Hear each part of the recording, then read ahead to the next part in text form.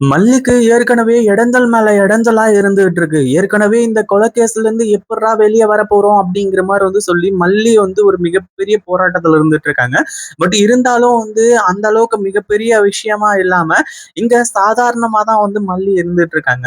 ஆனா இப்போ மயிலு பண்ண ஒரு வேலையால கடைசியில இப்படிப்பட்ட பிரச்சனைகள்லாம் வரும் அப்படின்னு கொஞ்சம் கூட எதிர்பார்க்கவே இல்ல. ஒரு செகண்ட் மயிலு செம்ம ஷாக் ஆயிட்டான் அப்படின்னே சொல்லலாம். அதாவது இப்போ அவ்வளோதான் நம்ம மாட்டிக்கிட்டோம்.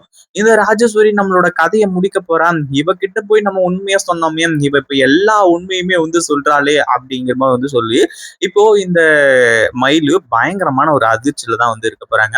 கண்டிப்பா இந்த ஒரு விஷயத்த யாருமே எதிர்பார்த்திருக்கவே மாட்டாங்க. அதே மாதிரி அடுத்தடுத்து என்ன பண்றது ஏது பண்றது அப்படின்னு சொல்லிட்டு தெரியாம திரு திரு திருன்னு முழிக்கக்கூடிய நிலைமையும் உண்டாக போகுது அப்படின்னே சொல்லலாம். அப்படி என்னதான் ஆச்சு அப்படின்னு பாத்தீங்கன்னா, ஒரு பக்கம் இங்க ஒரு கான்வர்சேஷன் போயிட்டு இருக்கு. அதாவது இந்த ரூ. 1,00,000 யார் எடுத்திருப்பாங்க? அதாவது போலீஸ் கேஸ் குடுக்கலாம் அப்படிங்கிற மாரி சொன்னாலும், விஜய் வேணான்னு சொல்லிட்டாரு. அப்படி இருக்கும்போது அந்த ரூ. 1,00,000 எங்க போயிருக்கும் அப்படிங்கிற மாரி சொல்லி நாகு எல்லாம் பேசிக்கிட்டு இருக்காங்க. அதுவும் இல்லாம இந்த மயிலுவும் அங்கதான் இருக்காங்க. அந்த ஒரு டைம்ல தான் இந்த ராஜேஸ்வரி என்ட்ரி குடுக்கறது மட்டும் இல்லாம, ரூ. 1,00,000 பணத்தை எடுத்துட்டு போய் என்ன பண்ணன்னு சொல்லிட்டு சொல்லு அப்படிங்கிற மாரி சொல்லி இந்த மயிலுவ பார்த்து கேட்க ஆரம்பிச்சுறாங்க. இதை பார்த்த உடனே எல்லாருக்குமே பயங்கரமான அதிர்ச்சி. ஒரு பக்கம் ராஜேஸ்வரிக்கு முன்னாடியே உண்மை தெரியும் அப்படிங்கிற ஒரு விஷயம் இந்த மயிலுக்கு நல்லாவே தெரியும். ஏன்னா மயிலு ஓப்பனா விஷயத்த சொல்லிட்டா, இந்த மாதிரி நான் ஒருத்தனை லவ் பண்றேன், அவங்க கூட ஓடி போறேன் அப்படி இப்படிங்கிற மாதிரி சொல்லி.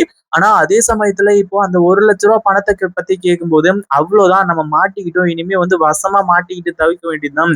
அக்காக்கெல்லாம் உண்மை தெரிஞ்சது அப்படின்னா கண்டிப்பா உண்டு இல்லைன்னு பண்ணுவாங்க அப்படிங்கிற மாதிரி சொல்லி இப்போ மயிலு பயங்கரமான அதிர்ச்சியில இருந்துட்டு இருக்காங்க. ஆனா கடைசியா என்ன ஆச்சு அப்படின்னா, இந்த ராஜேஸ்வரி அப்படியே திரும்பி அதாவது நாகுவை கேட்க ஆரம்பிச்சுறாங்க. ஏன்னா நாகு தான் அந்த ரூ. 1,00,000 பணத்தை திருடி இருக்கான். அதுவும் இல்லாம ரூ. 1,00,000 பணத்தை கொடுத்து கொஞ்ச நேரம் கூட ஆகல. அவ ரூம்ல கொண்டு போய் வைப்பாலாம் பீரோல. அதுக்கப்புறம் எப்படி காணாம போகும் அப்படிங்கிற மாதிரி சொல்லி கேட்டு ஒரு மிகப்பெரிய ஒரு சம்பவத்தையே செய்யறாங்க. ஆனா நம்ம விஜயா இருந்தாலும் சரி, மல்லியா இருந்தாலும் சரி, உண்மையிலேயே ராஜேஸ்வரிய அதாவது நாகுவை நம்புறாங்க.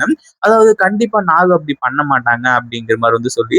ஆனா அடுத்த ஒரு விஷயமா இப்படி நடக்கும் அப்படின்னு கொஞ்சம் கூட எதிர்பார்க்கவே இல்லை அப்படின்னு தான் சொல்லணும். அப்படி என்னதான் ஆச்சு அப்படின்னு பாத்தீங்கன்னா, இப்போ நம்ம நாகு கொண்டு போய் ஒரு நகையை வச்சுட்டு பணத்தை மீட்டு கொண்டு வரணும். அந்த ஒரு விஷயத்துல இப்போ மறுபடியும் நகைய தொலைச்சிட்டு கடைசியில இப்படி நிப்பாங்க அப்படின்னு கொஞ்சம் கூட எதிர்பார்க்கவே இல்லை. அங்கதான் இப்போ நாகுவை எல்லாருமே சந்தேகப்பட போறாங்க.